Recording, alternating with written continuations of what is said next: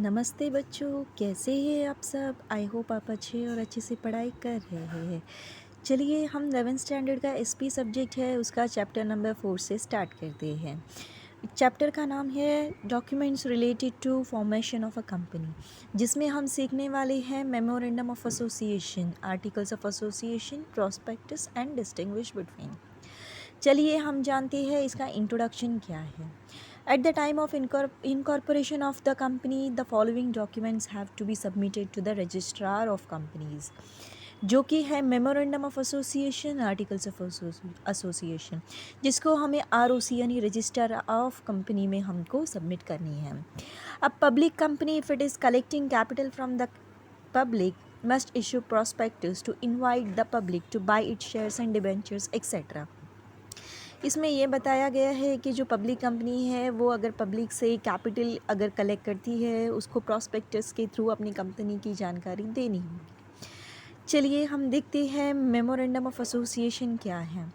It is a primary document of a company as it states the purpose for the which the company is formed. It describes the range of the activities of company can undertake.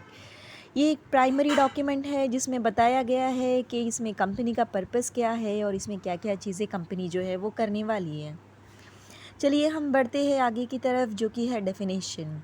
इसमें पहला definition है section 2 clause 56 of the Companies Act 2013 defines memorandum as memorandum of association of a company as originally formed or as altered from time to time in pursuance of any provision of any previous company law or of this act.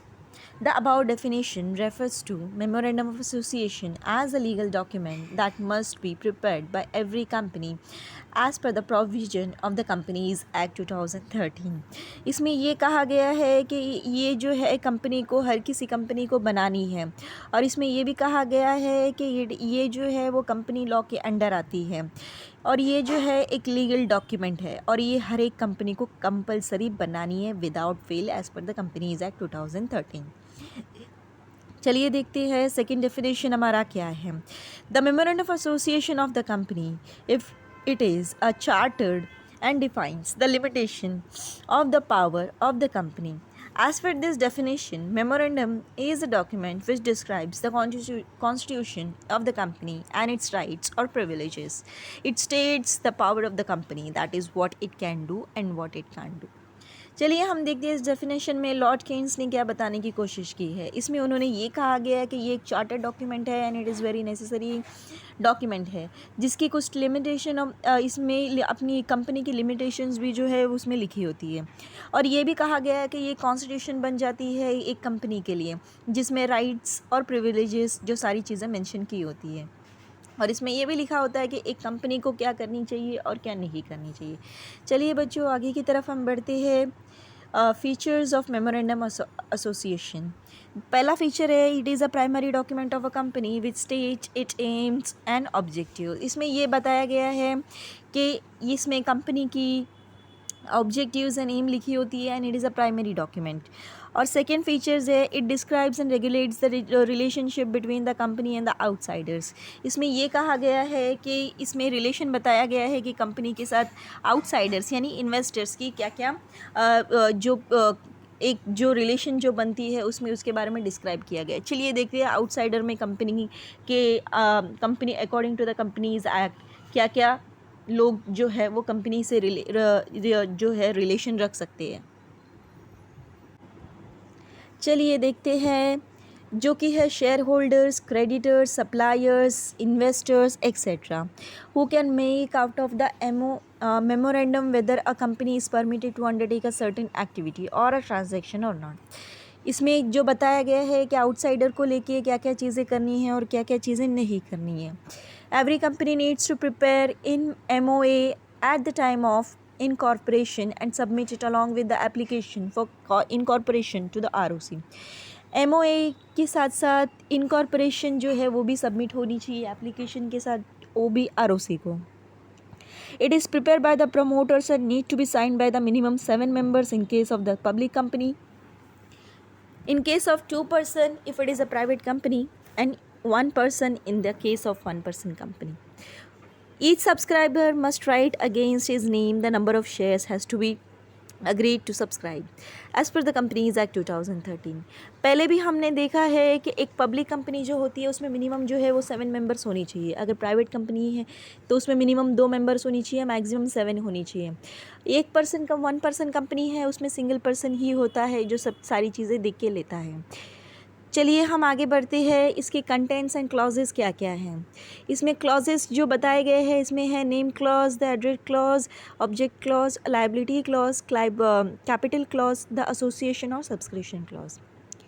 चलिए बच्चों हम आगे का feature देखते हैं। As it defines the nature and charter और character of the company, it is not too easy to alter clauses. The act has laid down specific rules and provision to be followed to alter each clause. Companies act में कुछ procedures जो है वो बताई गई क्योंकि कुछ rules जो है वो बताई गई है कि कंपनी को अगर उसका name, address, objective, liability, capital, अगर उसकी कोई सब्सक्रिप्शन क्लॉज कोई चेंज करनी होगी तो उसके लिए क्या क्या हमें प्रोसीजर जो है वो फॉलो करनी है। It can not contain anything contrary to provision of the Companies Act 2013।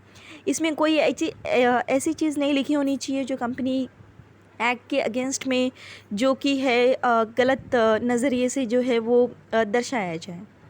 Any act done by the company which goes beyond the power of the MOA will be ultra vires, that is it will be invalid।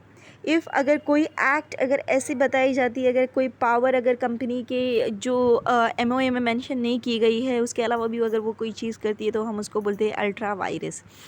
It is a public document, ये जो है वो एक public document है and anyone who wants to enter into a contract with the company is supposed to have a knowledge about the contents of a company through it's MOA। अगर कि कोई company की अगर कोई जानकारी हमें पता करनी है तो वो एक MOA जो एक ऐसा डॉक्यूमेंट है जो कि पब्लिक डॉक्यूमेंट है जिसको हम MCA पोर्टल से जो है वो एक्सेस कर सकते हैं। इसका 10th फीचर है, चलिए हम देखते हैं। Companies Act 2013 has prescribe the format in the form of a table ABCD and E for preparing the MOA for different types of companies. Companies act में इसके फॉर्मेट्स एंड टेबल्स दिए गए, according to that उसी तरीके से ही इसको follow होनी चाहिए। थैंक यू सो मच बच्चों मेरे साथ जुड़े रहने के लिए। और आज हमने देखा है चैप्टर नंबर 4 और उसमें क्या क्या टॉपिक हम कवर करने वाले हैं, उसकी डेफिनेशंस एंड उसके फीचर्स। आगे के लेक्चर में हम देखने वाले हैं उसके क्लॉजेस के क्या क्लॉजेस के बारे में और उसकी अल्टरेशन के बारे में। थैंक यू सो मच बच्चों मेरे साथ बने रहने के लिए और अपना पेशेंस दिखाने के लिए।